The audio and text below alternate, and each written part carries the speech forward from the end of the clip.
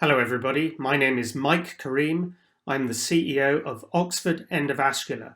We're a spin-out from Oxford University and we are focused on saving lives and treating brain aneurysms. We have developed a next-generation flow diverter, a micro-stent designed to go in the intracranial arteries lying across aneurysms or weaknesses in the blood vessels in the brain, prevent them from rupturing and save thousands of lives around the world. It is a true collaboration between medicine and engineering. We are greatly supported by our existing investors, and we have won a number of grants, including the prestigious Horizon 2020 grant. Our lead team is built up of clinical, engineering, and commercial experience. I've spent over 28 years commercializing medical devices for a number of companies around the world. Professor James Byrne is one of the world's leading neurointerventional radiologists and spent 30 years treating brain aneurysms. He got together with Professor Jong Yu at the Engineering Science Department at Oxford University, and our chairman is Chas Taylor, who has exited at least 3 vascular companies. Brain aneurysms are surprisingly common. They affect 1 in 50 persons. These are weaknesses in the blood vessels in the brain, and there are about 750,000 ruptures every year. The big challenge is if an aneurysm ruptures, 50% of the patients will die, and of the survivors, 66% will suffer permanent brain damage. Over the years, treatment has evolved. Open brain surgery is still actually performed, a procedure known as clipping, where a neurosurgeon places a clip around the base of the aneurysm. The problem here is that it's open surgery. It results in a long hospital stay. It's obviously very expensive, time-consuming to the patient, and you're not actually curing the aneurysm. There is still a risk of rupture of the aneurysm. In the last 20 years or so, endovascular techniques have developed, and doctors realized they could get microcatheters into the blood vessels in the brain, and through these they could deploy structures known as coils to pack out the aneurysm. So this is a procedure known as coiling. It literally fills up the aneurysm and prevents blood flow from getting in. It's not as successful as clipping, but it's less invasive. So there are less complications from that perspective. But again, the aneurysm is not being healed. It's still at risk of rupture. Over the last few years, the concept of flow diversion came in, where people realized that they could put microstents across the aneurysm, and if there was enough surface coverage, it could actually reduce the blood flow. The first flow diverters got approval in 2009, and these are a woven mesh structure. All the subsequent flow diverters that have been developed are basically the same structure, and they have a challenge because they do not have enough radial force, have challenges in landing and opening correctly, and maintaining their position, and often migrate. And indeed, on average, about 1.5 devices have to be used per case, when ideally only 1 device should ideally be used.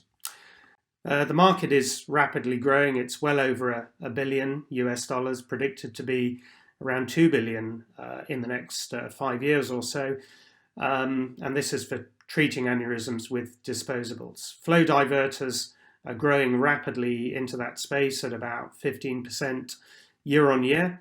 The market is dominated by mainly Medtronic, with Stryker in number 2, with these woven mesh devices. And the selling price is significantly high, so there are huge margins to be made. Now, the problem with existing flow diverters is shown here. This is from the MAUD database in the US, where device failures are reported. And you can see that One of the main areas is activation failure, so failure to open either at the distal or proximal end, and then a number of other failure modes that take place. Now, these occur in about 35% of all flow diverter procedures. Our technology, Oxiflow, is designed to mitigate all of these failure modes. Oxiflow is origami engineering for the brain. It uses a fundamental, unique laser-cut nitinol structure as an inner skeleton with a woven nitinol sleeve over the top. And this is designed to optimize radial force along its length. This allows the technology to place accurately, predictably, and reliably. It resists the coning and migration seen with other flow diverters, and this will allow for one device per case to be used. This will not only result in a more successful procedure, overcoming the adverse events that you've seen, but also will save time and reduce cost.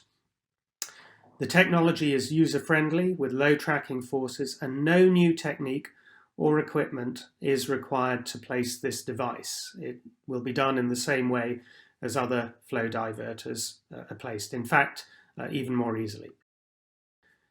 And this really highlights the fundamental difference between the Oxiflow device and existing technology. This is shown from the American Journal of Neuroradiology, results in a distortion in its structure when it goes from a blood vessel of 5 millimeters inner diameter down to 3 millimeters. You just get this compromised structure, whereas Oxiflow is able to conform and the structure remains integral. Our in vivo results in the rabbit aneurysm model, which is standard in neurovascular, has shown highly accurate deployments, 100% opening at both ends, strong apposition to the vessel wall, no migration. Good endothelialization has been seen, and the device, of course, occludes and shrinks aneurysms. During 2021, we enhanced our device development, and we are going into our verification and validation testing. Now, this is a video showing the deployment in highly tortuous anatomy of the device. You can see a microcatheter in place, the delivery system comes out, and the Oxiflow device opens up immediately as it starts to be deployed. The control of the device by the user who's placing this under live X-ray has very acute control.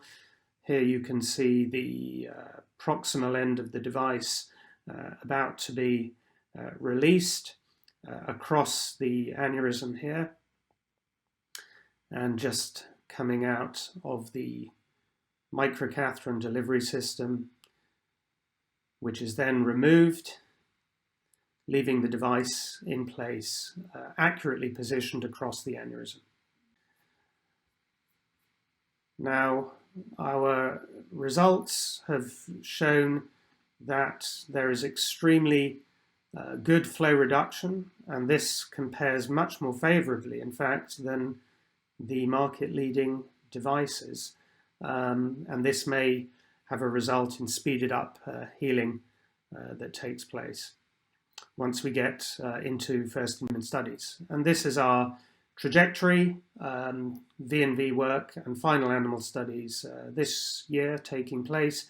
We'll be moving into the clinic in the next couple of years to do a first in human study, followed by a larger pivotal study to gain CE mark and FDA approval.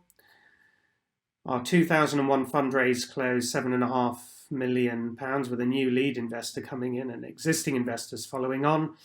We are now looking for an extra £3 to £4 million required to manage FDA testing requirements in V&V. The FDA is very supportive. We've had a live discussion, and we plan to raise an additional 30 million for our pivotal clinical trial. So we're very open to discussions.